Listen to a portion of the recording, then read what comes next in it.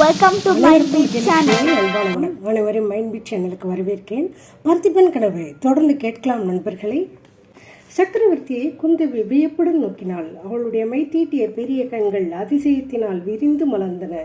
இது என்னப்பா இது? கூத்தாடிகள் அல்லவா வேஷம் போட்டுக் கொள்வார்கள். ராஜாக்களுக்கு எதற்காக வேஷம் போடும் வித்தை தெரிய வேண்டும் என்று கேட்டாள். ஒரு தேசத்தை பரிபாலிப்பவனுக்கு பல கலைகளும் தெரிந்திருக்க வேண்டும் குழந்தாய். முக்கியமாக வேஷம் போட்டுக்கொள்ள தெரிந்திருக்க வேண்டும். அப்போதுதான் பிரஜைகளின் மனோபாவங்களை அவ்வப்போது தெரிந்து கொள்ள முடியும். இன்னும் சத்ருக்களை பற்றிய ரகசியங்களையும் தெரிந்து கொள்ளலாம். நாட்டில் குற்றங்கள் நடக்காமல் தடுக்கலாம் என்று சக்கரவர்த்தி சொல்லி வருகையில் குந்தவி குறுக்கிட்டாள். இப்போது எந்த குற்றத்தை தடுப்பதற்காக இந்த வேஷம் போட்டுக்கொண்டீர்கள்? நான் ஏதாவது குற்றம் செய்ய போவதாக சந்தேகமா என்று சொல்லி முல்லை மலர்வது போல பல்வரிசை தெரியும்படி நகைத்தாள். சந்தேகமில்லை குந்தவி, நிச்சயமாக பெரிய குற்றம் ஒன்றினை செய்திருக்கிறாய். உன்னால் நேற்று ராத்திரி 4 பேருக்கு மரணம் சம்பவித்தது என்று சக்கரவர்த்தி சொன்னதும் குந்தவிக்கு தூக்கி வாரி போட்டது. இது என்ன அப்போ? எனக்கு ஒன்றும் தெரியாது. ஆமாம், உனக்கு ஒன்றும் தெரியாதுதான்.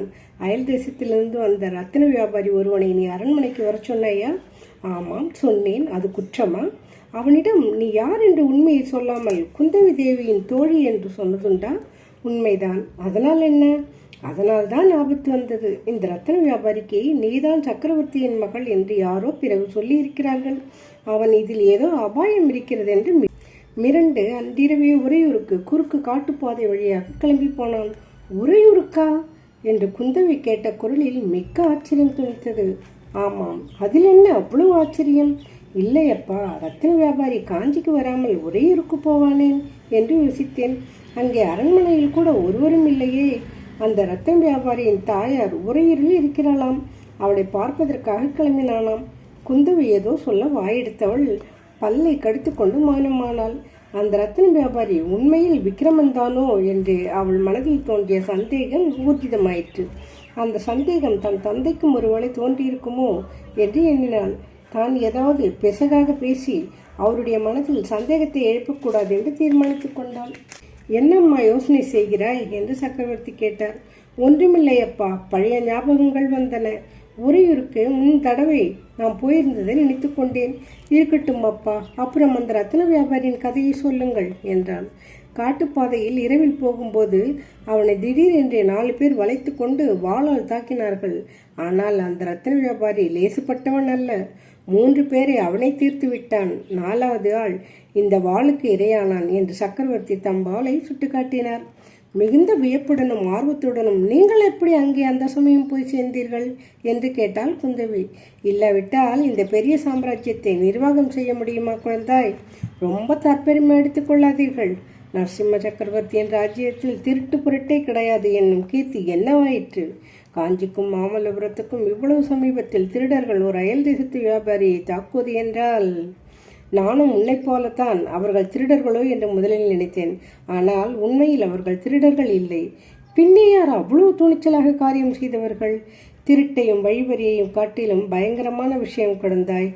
என்னப்பா, இந்த ரத்தின வியாபாரியை நன்றாக பார்த்தாய் அல்லவா? பார்த்தேன். அவனை பார்த்தபோது உனக்கு என்ன தோன்றியது? குந்தவி மென்று விழுங்கி கொண்டு ஒன்றும் தோன்றவில்லையே என்றாள். அவன் முகத்தில் ராஜகலையை கூடவா கவனிக்கவில்லை என்று சக்கரவர்த்தி கேட்டபோது குந்தவிக்கு அவர் விக்ரமனை கண்டுபிடித்து விட்டாரோ என்ற சந்தேகத்தினால் உள்ளம் பதறியது.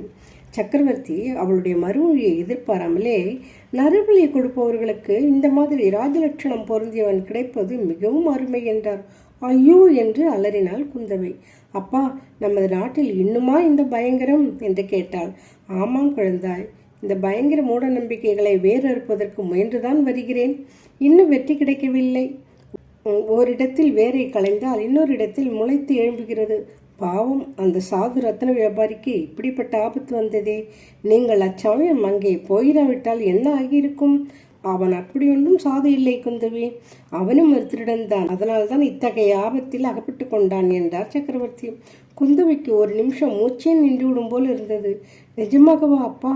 இந்த ரத்தினம் எல்லாம் அவன் திருடி கொண்டு வந்ததா என்று கேட்டாள். இல்லை குந்தவி, அவன் ரத்தினம் திருடவில்லை.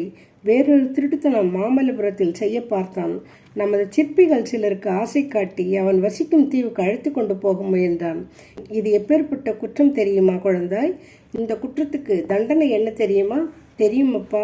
ஆகையினால்தான் அவன் தன்னுடைய முயற்சியை வெளிப்படாதிருக்கும் பொருட்டு மூட்டை தூக்குவதற்கு ஒரு ஊமைக்குள்ளனை வேலைக்கு அமர்த்தி கொண்டான்.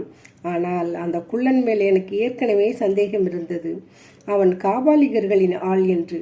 அது உண்மையாகிவிட்டது. குள்ளன் ரத்தின வியாபாரியை ஏமாற்றி உறையூருக்கு வழிகாட்டுவதாக சொல்லி காட்டுப்பாதை வழியாக அழைத்து போனான்.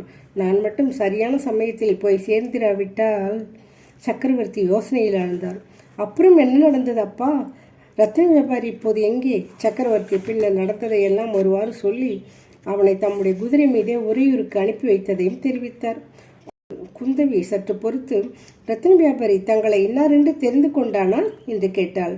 அவனுக்கு தெரியாது, ஏன் கேட்கிறாய் என்றார் சக்கரவர்த்தி.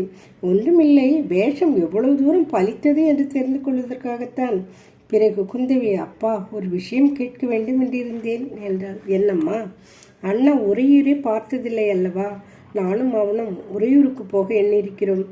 ஆஹா, ஆனந்தமாய் போய்விட்டு வாருங்கள். உறையூர் என்றதும் ஒரு விஷயம் ஞாபகம் வருகிறது. நேற்று மாமல்லபுரத்தில் மாரப்ப பூபதியை பார்த்தேன். அவன் எங்கே வந்தான்? உனக்கு ஏதாவது தெரியுமா? தெரியும். மாரப்ப பூபதியை நானும் அண்ணாவும் தான் வர சொல்லியிருந்தோம். என்னத்திற்காக என்று சக்கரவர்த்தி அதிசயத்துடன் கேட்டார். அச்சுதவர்மர் தமக்கு தேகம் மெலிந்து விட்டதென்றும் ராஜ காரியங்களை கவனிக்க முடியவில்லை என்றும் தெரிவித்தார். அதன் மேல் அண்ணா மாரப்ப பூபதியை வரவழைத்து அவனுக்கு சோழ நாட்டின் சேனாதிபதி பதவியை திரும்பவும் கொடுத்திருக்கிறான். ஓஹோ என்றார் சக்கரவர்த்தி. மறுபடியும் அவர் யோசனையில் ஆழ்ந்தார். இதில் பயனில்லை என்று குந்தவி ஆழை எடுத்து சோகம் பொருந்திய இசையை எழுப்பலானாள். குந்தவியின் சோகம் மாறுமா? நரசிம்ம சக்கரவர்த்தி மேற்கொண்டு என்ன செய்ய போகிறார்? பார்த்திபன் கனவு தொடர்ந்து கேட்கலாம் நண்பர்களே. இந்த கதையை கேளுங்க, லைக் பண்ணுங்கள், ஷேர் பண்ணுங்கள், கமெண்ட் பண்ணுங்கள், மைண்ட் சேனலை சப்ஸ்கிரைப் செய்யுங்க. தொடர்ந்து நிகழ்ச்சியில் பயணித்து வாருங்கள். மீண்டும் அடுத்த நிகழ்ச்சியில் சந்திப்போம் நண்பர்களே. நன்றி, வணக்கம். Thank you for watching.